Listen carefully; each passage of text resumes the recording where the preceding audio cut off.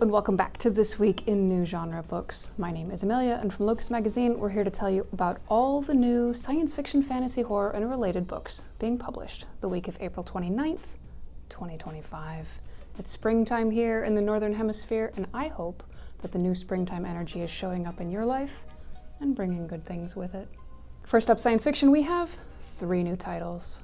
From E.S. Fine, we have Mirror's Brink, out from Federated Agency in paperback and ebook. This is a post-apocalyptic, grim-dark science fiction novel, 4th in the collected histories of Neo-Evolution Earth. Characters on converging paths must confront threats on Earth and Downver, including a godlike entity claiming to represent the mind of Earth. I mean, not having a body doesn't actually make you an authority, does it? I would like to know if it's possible to see this entity's resume, and I think we should probably speak to a couple of character references before we take them too seriously.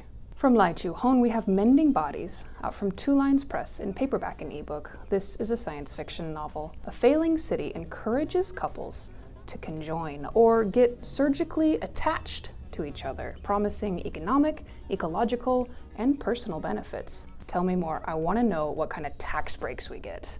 A PhD candidate working on the program's history starts to get insomnia and is pressured by her friends to conjoin. Translated from the Chinese in 2010 by Jacqueline Leung.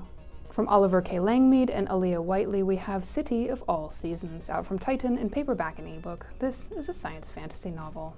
Esther and Jamie Pike each inhabit a different version of the city of Fair Harbor. One where a brutal winter has buried the city in snow, and one where it crumbles under oppressive heat.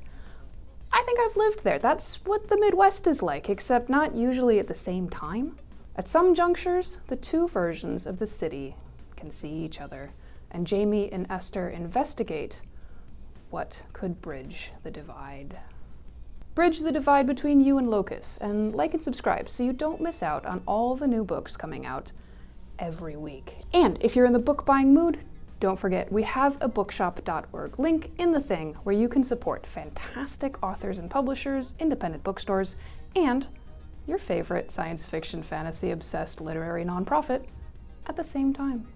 Next up, horror, we have 2 new books coming out this week. From Colin Armstrong, we have Polybius, out from Gallery in hardcover ebook and audiobook. This is a retrowave horror novel based on the urban legend. In 1982, teenager Andy takes a job at an arcade where she can tinker and escape her small town. There, a weird new game, Polybius, gets really popular. Games are fun, right? Except this one seems to be sparking paranoia and making people hallucinate. From Chuck Wendig, we have The Staircase in the Woods, out from Del Rey in hardcover ebook and audiobook. This is a horror novel. On a camping trip in the woods, 5 inseparable friends encounter a mysterious staircase to nowhere. And if you've ever been to the Winchester Mystery House in California, you know that staircases to nowhere pretty much demand that you walk on them. You gotta do it. Anyway, one friend walks up and never comes down, and the stairs disappear. 20 years later, the staircase reappears, and the group reunites to find their lost member. Next up, fantasy, we have 8 new books to talk about. From Nnedi Okorafor, we have One Way Witch, out from Daw in hardcover ebook and audiobook. This is a fantasy novella second in the She Who Knows trilogy. Najiba, who learned as a teen to become the Kotnyongo, is now in her 40s recovering from the loss of her beloved daughter. Dealing with a memory juju invoked by her daughter and needing to kill an awful foe, Najiba sets out to learn the mystic points of sorcery from Aro. From L.J. Andrews, we have Broken Souls and Bones, out from Ace in hardcover ebook and audiobook. This is a fantasy romance novel. Lyra, a girl with silver scars in her eyes, is living a quiet life to hide her magical abilities from royal attention. Then Rourke, a guard and assassin, discovers her and claims her for the crown as the king's melder, which will be a slow death sentence. I don't think she's gonna take this one lying down, though. Someone with silver scars in her eyes? She sounds like she knows how to solve problems. From Luke Arnold, we have Whisper in the Wind, out from Orbit US in paperback, ebook, and audiobook. This is an urban fantasy novel, 4th in the Fetch Phillips series. Fetch is done being a detective hero and wants to run his cafe in peace after the end of magic in Sunder City. Unfortunately, he meets a kid on the run and is faced with a chain of new murders. From Katie Bayerl, we have What Comes After, out from Nancy Paulson in hardcover, ebook, and audio. This is a young adult fantasy novel.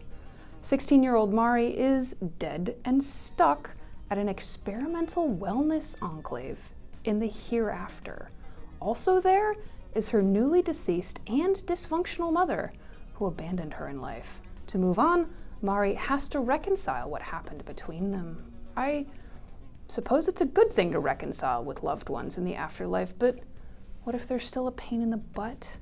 From Vanessa Vida Kelly, we have When the Tides Held the Moon, out from Arihuan in hardcover, ebook, and audio.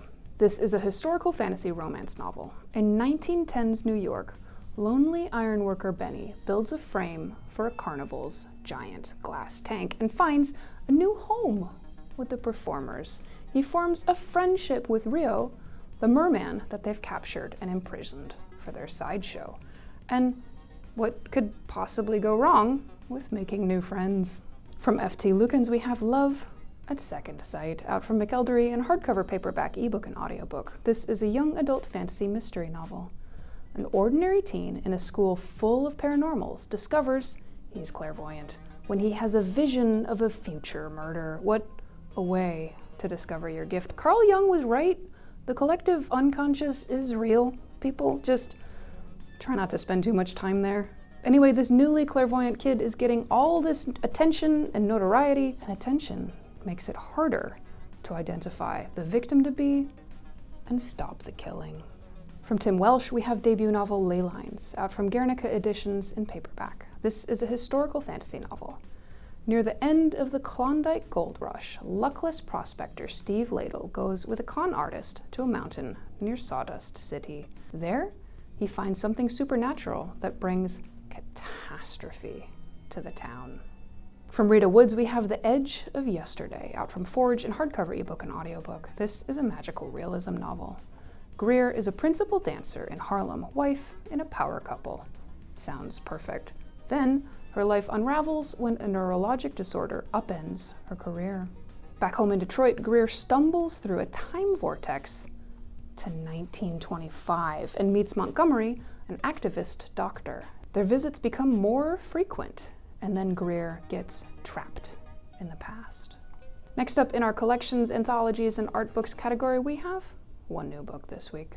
From Tron Nguyen, we have Spectres and Ambido, the art of Tron Nguyen, out from Flesk Publications in hardcover. This is an art book highlighting paintings that incorporate unconventional elements, including pressed flowers and embroidery. Nguyen is known for her paintings of whimsical women and melancholic landscapes with elements of fantasy and surrealism.